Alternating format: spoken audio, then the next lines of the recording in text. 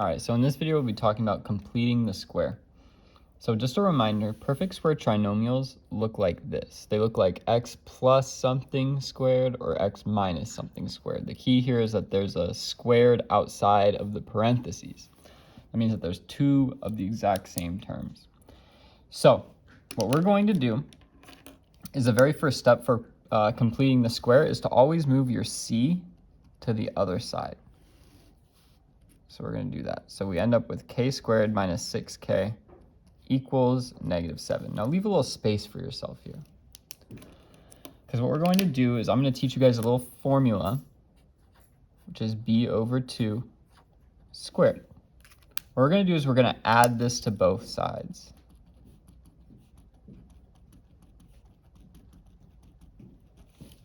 Adding this to the left side is going to complete this square so that we end up with this when we factor it. It'll create a really, really good shortcut for us. And I'll show you guys that in just a second. But first, I want to show you why we have to add it to both sides. So let's take, for example, this statement, 10 equals 10. I'm sure you guys would all agree that that is true. But let's say for whatever reason, I wanted to add 3 to this side. In order to keep this statement the exact same and true, I have to also add 3 to this side. So that's the idea that we're doing here, is that we want to achieve something on this side of the equation, but whatever we do to this side of the equation, we have to do the other, otherwise it won't be the same equation that we started with. So what we're going to do is we're going to take b over 2 squared and we're going to add it to both sides. So if you remember with quadratic expressions in standard form, we have a, b, and c is gone now, right? We moved c to the other side. But we're going to be able to see b. b is -6 in this case. We're going to have -6 over 2 squared. So we simplify that, that's going to be -6 over 2 is -3 squared. And then -3 squared is +9. So we're going to be adding 9 to both sides. So what we end up with is, on the right-hand side, we have -7 plus 9 is +2. And on the left-hand side, we're going to factor this. Now, you can use the diamond, you can use the box. It's going to take you so long. I'm going to teach you guys a shortcut right now. What we just did was we created a perfect square trinomial by adding this b over 2 squared. We made it that way. So it's going to look like this because of what we added with the 9. So the formula for what it's going to look like when it's factored is going to be x plus b over 2 squared. So we can follow this formula because we made it that way. So in this case, b over 2 is -6 over 2, which is -3, which is actually what we had right here for the b over 2, right? So we'll have -3, so x plus -3. We don't usually say plus -3, so what we're going to do is we're going to rename it to x minus 3. And don't forget the squared. The squared is the important part, most important part. So now what we need to do is we need to get x by itself. So what we're going to do is we're going to square root both sides. Now that it's square rooted, we're left with x minus 3 on this side, and then square root of 2. Now here's the catch. There's 2 ways that we can get the square root of 2. Square root of 2 can be positive radical 2, and it can be negative radical 2. For example, let me show you. So square root of 2 times square root of 2 gives us 2, right? That works. But also, negative square root 2 times negative square root 2 gives us 2 as well. So the idea here is whenever we have a square root of a positive number, it's going to have 2 solutions, a positive solution and a negative solution. So usually we rewrite it like this, plus or minus 2. You could also separate it if you want to. you can separate it into x minus 3 equals positive root 2, and x minus 3 equals negative root 2. You could separate it like that if you want to. That also works. I'm going to leave it like this for now. So then what I do is I add 3, and whenever you add the other number to the other side, it's best to put it in front, and you'll see why. You'll end up with x equals 3, and then you can put plus or minus root 2.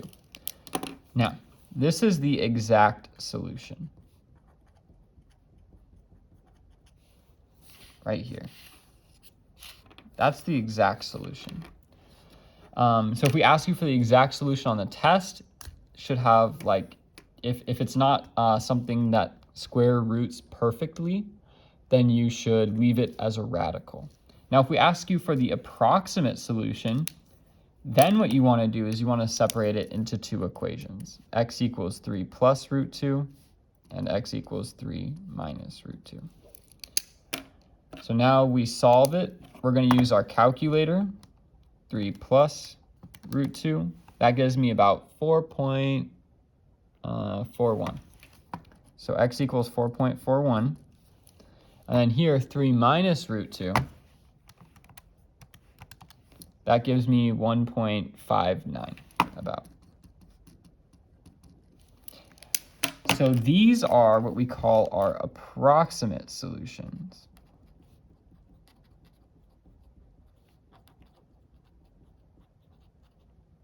They're not exact anymore because we rounded them, but they're approximate, they're about right. So that's how you solve one of these problems. Let's see, let's do another one. Let's do number 19. So we have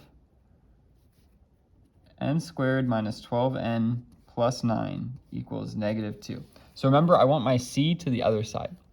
So I subtract 9 from both sides, and I'm left with n squared minus 12n, I'm going to leave room, equals negative 11.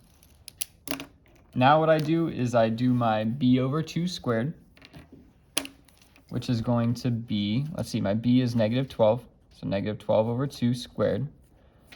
That becomes negative 6 squared, which becomes 36. So that's what I need to add to both sides, is 36. So plus 36 and plus 36.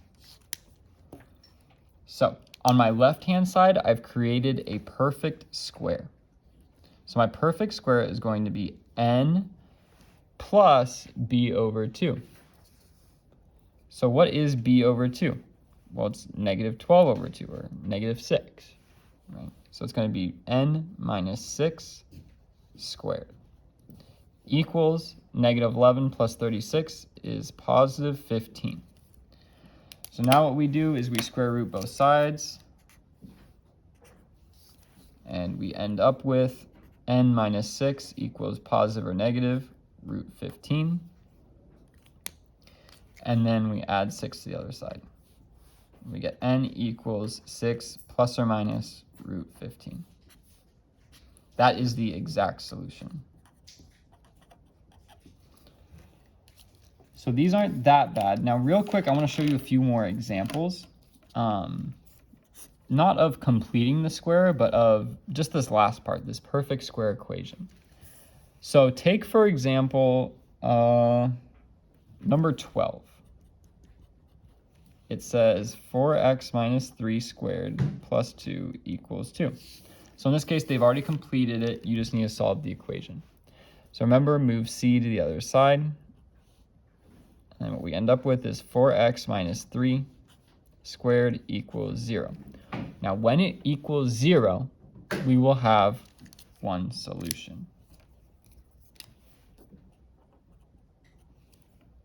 So before, we've had a positive number on the right-hand side, and we've ended up with two solutions, plus or minus, right? Two solutions. But here, if it equals 0 on the other side, we have only one solution. That's because when we square root 0, we don't get positive 0 and negative 0. That wouldn't make sense. 0 is just 0. So what we end up with is 4x minus 3 equals 0 when we square root both sides. Then we just solve for x. So add 3, we get 4x equals 3, and then divide by 4, so x equals 3/4. That would be our one solution. Let me show you one more thing real quick, which is, let's see, which is number 14 on your week 14 homework, this one. So what you need to do is you need to square root both sides like we've been doing. Now the important thing to note here is that we can't square root a negative number. In math, that's a no-no. We can't do that. It doesn't work. In fact, you could plug it in your calculator and you can see that it doesn't work. Square root -16. You'll get an error. It says non-real answer. So the reason why it says that is because when we square root something, it tells us what exact two numbers we need to multiply by to get that number. So for example, let's say we had 9. Square root of 9, we could do 3 times 3 equals 9, and we could do -3 times -3 equals 9. That's why we have two solutions for positive numbers. But for example, when we have the square root of a negative number like -16, we've seen what happens when we have two positive numbers that multiply by each other. We end up with a positive. And when we multiply two negative numbers by each other, we end up with a positive still. So it's impossible to multiply two of the exact same numbers together to get a negative number, because one of them has to be negative and one of them has to be positive, but then they wouldn't be the exact same number. So this one, we would say, has no real solutions. So just to recap real quick, when your equation equals a positive number, we say we have two solutions, right? And you'd have to find those. It's not enough to just say two solutions. You have to do the work. But when it equals 0, like it did here, we have one solution. And then when it equals a negative number, we have no real solutions. So that's pretty much it for completing the square. Hopefully it makes a little bit more sense. And that's about it.